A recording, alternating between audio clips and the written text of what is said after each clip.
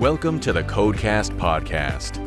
Real-world insights for your daily medical coding and billing processes. And now, here's your host, Terry Fletcher. Hello, everyone, and welcome to the Codecast podcast. Today, my name is Terry Fletcher. So we are in November. Can't believe it. But of course, me being in California doesn't mean that we have cooler weather. Well, I guess if you can call 80s cooler, but I know a lot of you have already seen snow. Hello, Denver and Pittsburgh. And I just know that the weather is changing for sure. You might hear me clear my throat a little bit, but I will try to mute myself because it definitely changes when you're talking. So I'm really excited that we are heading into fall. We got a lot of information now coming out for the 2024 calendar year in healthcare. And a couple things I'm going to share with you today are things that, since the final rule had come out on November 2nd, that I'm getting a lot of emails from, not just with Coding Corner clients, but also with podcast listeners and just people in general are sending me things saying, did you read it this way? Did you interpret it this way? So let's kind of take a look and dive in. Do you ever notice that you never get a phone call, you never get noise outside your window until you're going to record something? So I just had to close my window quick so we can kind of get started. The split or shared visit definition, CMS Medicare adopted in the final rule the AMA's definition of this, which means CPT. So there has been some updated language, and you can read it on the 2024 CPT book, Professional Edition, page 6. And it's just one really long paragraph. But here's what is confusing everyone. And the one thing I wanted you to keep in mind is that whenever you read new published guidance, or you're reading the green section in CPT, which is the updated language, or in E&M, and also the text is in green, make sure you have a highlighter with you and go through it, read it several times, and then walk away and read it again, because a lot of people are reading it, stopping halfway through and assuming some things within the language and not really understanding the intent or the interpretation of it. So, and I don't want you to get in trouble, because this is an important situation when it comes to split or shared visits, because it would save Medicare a lot of money if they're only paying mid-level providers at 85% of services versus paying the full 100% of the allowable to physicians. So it goes in and talks about physicians and other qualified healthcare professionals, how they can act as a team, which that is what split or shared visits are in the facility setting. Remember, it's not just in the it's not in the office for Medicare. You might find another payer that'll allow it in the office, but Medicare does not. They're still saying it's in the hospital setting. But it talks about it's still either the medical decision-making, which would be the substantive portion, or it could be based on total time of the encounter. And now you have to look at those minimum times that are in CPT with that. And it also talks about who spent the majority of the time face-to-face or non-face-to-face time. You still have to have face-to-face time if you are the provider that's providing the service. But here's where the confusion part is, where I'm getting some emails from people.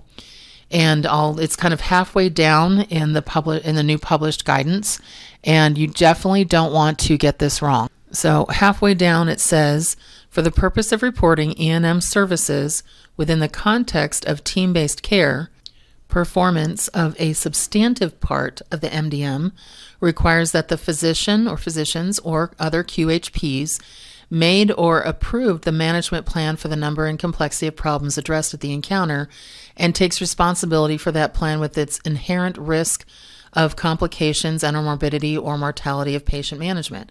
So what a lot of people are asking me is, does this technically mean all the physician has to do is approve the plan of care and now they can bill it out under them? No, because people didn't continue to read on.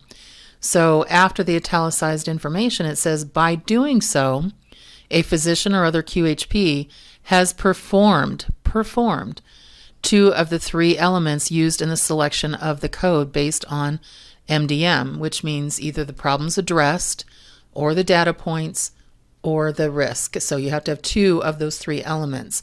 And so I think people are getting caught up in not only the non-face-to-face, but they're also trying to, and I hate to use the word get around, but really it's trying to find shortcuts on what should be more best practices. So you still have to perform personally those elements if you are billing out this service. Also, Medicare, they just put out some statistical information. They want that FS modifier. In 2021, it was considered to be optional, but in 2022 and 2023, it's not optional. You have to put the FS modifier if you are the billing provider for split or shared services.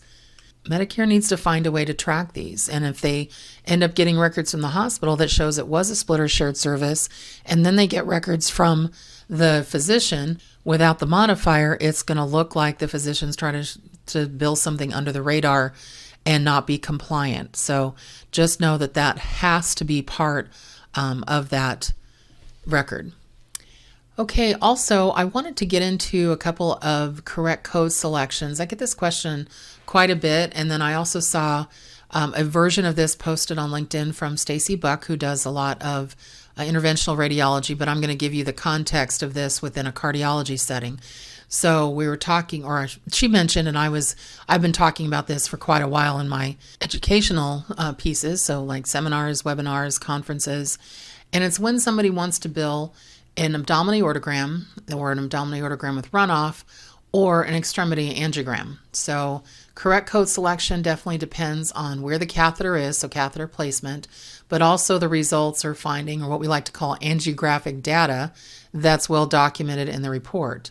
Now, to be able to report a 75625 or a 75630, a complete abdominal aortogram should note findings for the origins of the renal arteries and the abdominal aorta. What are you looking for within that area? Now, I did notice that Stacy did put out something that you also have to have the celiac, the superior mesenteric, and the inferior mesenteric. That's an interpretation I don't have, but I do believe that you need to have, from what I deal with MedLearn, that also has the IR coder, that it should at least pull in the renal arteries. Do you have to have visceral arteries? I don't find any published document that says you have to. If you want to include it, you can. But again, a complete abdominal aortogram has to include the aorta.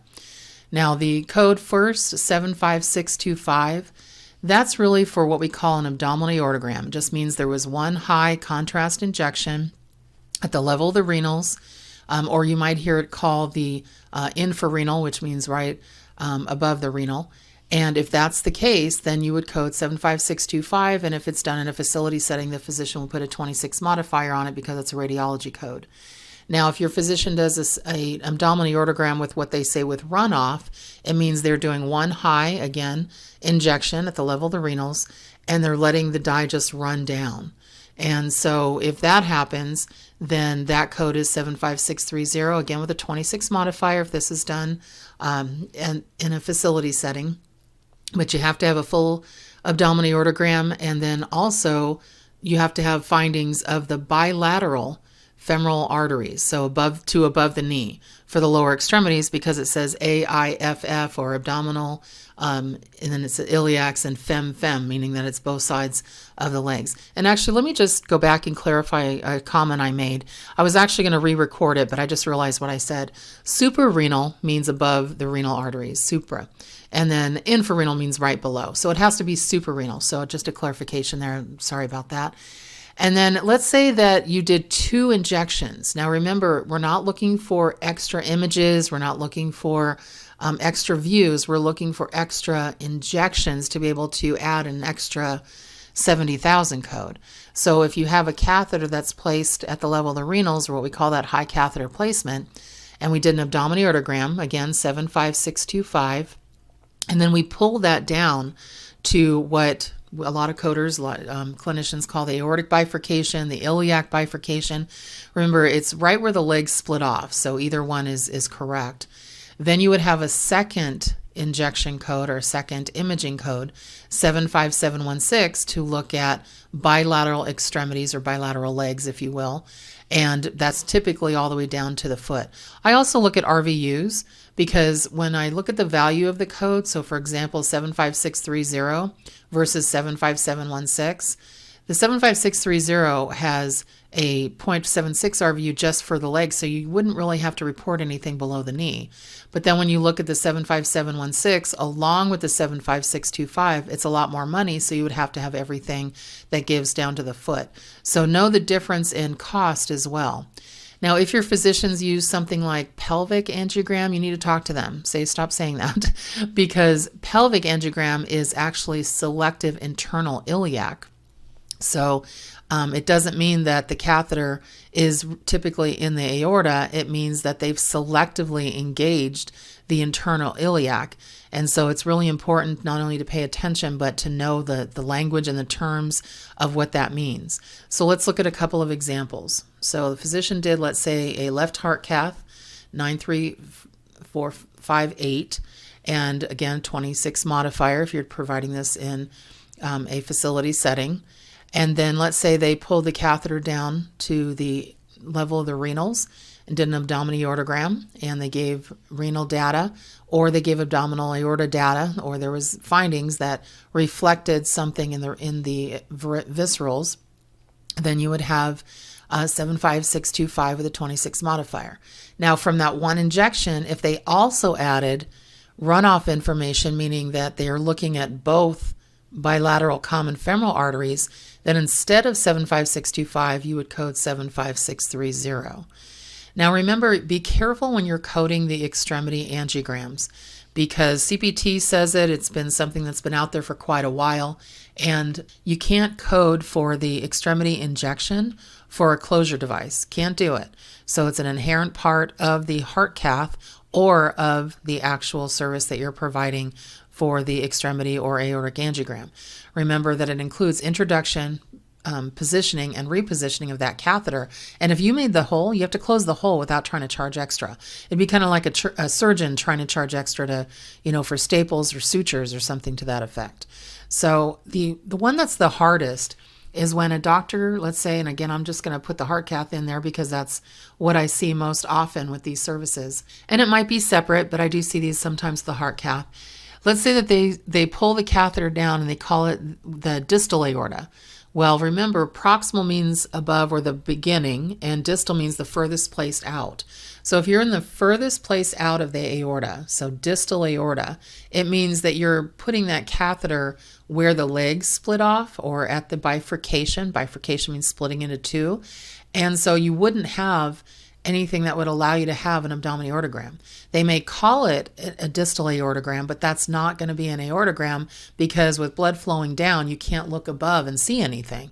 So that either, based on angiographic data, is going to be either one extremity, 75710, or it'll be the bilateral extremity, 75716.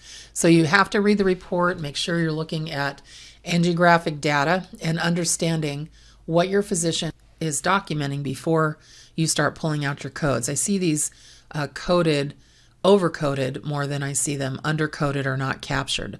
And I wouldn't want you to have monies taken back and then open yourself up for an audit if it's incorrect.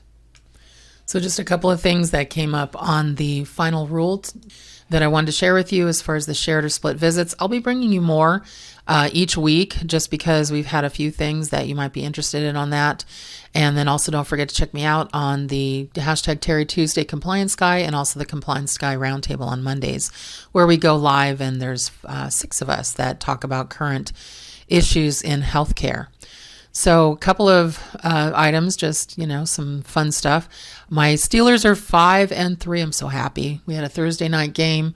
We just absolutely dominated Tennessee, and they had a rookie quarterback, but he threw 4 touchdowns the week before, so we were so happy that we were able to get a 2016 win. It wasn't pretty, as I say, it seems like every week. I'd like a pretty win for occasion, just once in a while. I'm tired of ugly wins. I want pretty wins. It's crazy. But a win's a win, so I'm pretty happy with that. And actually, that just brings me to a point, too. Don't forget to check out my WTF, What the Football podcast on Steel City Underground, and you can Google it and find it each week. It usually drops on Wednesdays. All right, everyone, make it a great rest of your week. Make it a great day, and thank you for listening to the Codecast podcast. For more information on medical coding, billing, auditing, and compliance, including how to hire Terry, follow Terry on Twitter @TerryCoder1, or visit her website at www.terryfletcher.net. Podcast producer Joe Kuzma. Music producer Dassassin Music.